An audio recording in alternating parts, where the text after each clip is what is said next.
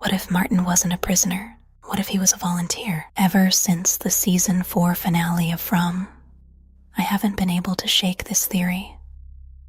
The more I think about Martin, the less I believe he was simply another victim trapped in the town. I think he made a choice. I think he willingly sacrificed himself because he truly believed it would end the nightmare. But I also think he failed. Not because he wasn't brave enough. Not because he misunderstood the ritual. But because the man in yellow deceived him. If there's one thing we've learned about this entity, it's that he doesn't just kill people. He manipulates them. He studies them. He gives them just enough hope to make them believe they're doing the right thing. And then he twists that hope into another victory for himself. Martin doesn't feel like a villain to me. He feels like a man who carries unbearable guilt. Even when Boyd finds him chained to that wall, Martin doesn't act like someone who's evil. He acts like someone who's been living with the consequences of a terrible decision for a very, very long time. So what if Martin believed that becoming the sacrifice would finally break the cycle?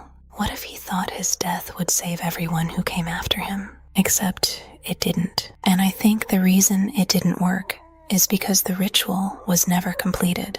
That brings me to Victor. Victor survived the massacre. But what if he wasn't supposed to? What if every previous cycle required every single person to die? Victor's survival may have interrupted something that had been happening for centuries. Then there's Eloise. Her story is one of the biggest mysteries. One of the oldest rules in television is this: if you don't actually see someone die, there's usually a reason. We've never truly seen Eloise's death. We've only heard Victor's memories. And Victor himself admits that his memories are broken and incomplete. So what if Eloise survived too? If both Victor and Eloise escaped what was supposed to happen that night, Martin's sacrifice wouldn't have accomplished what he believed it would. The cycle wouldn't end. It would simply continue, broken but still alive, waiting for the next generation. And suddenly, so many things begin to make sense. The reincarnations, the repeating symbols, the ghost children, the feeling that history keeps trying to replay itself, but never quite gets the ending it's looking for. Maybe Martin wasn't the man who started the curse. Maybe he was the first person who almost ended it. And maybe that's why he was imprisoned instead of allowed to die.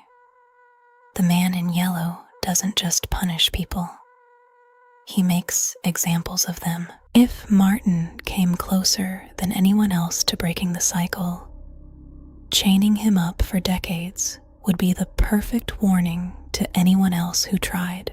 Which brings me back to Victor. I don't think Victor is just a survivor. I think he's the reason the cycle failed. His memories are fragmented, buried beneath decades of trauma.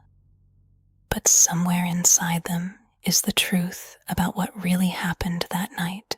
And if Eloise is still alive, or if Victor remembers something he's forgotten, then the answer to escaping the town may not be found in the trees, the talismans, or even the bottle tree. It may be hidden in the one person who was never supposed to survive in the first place.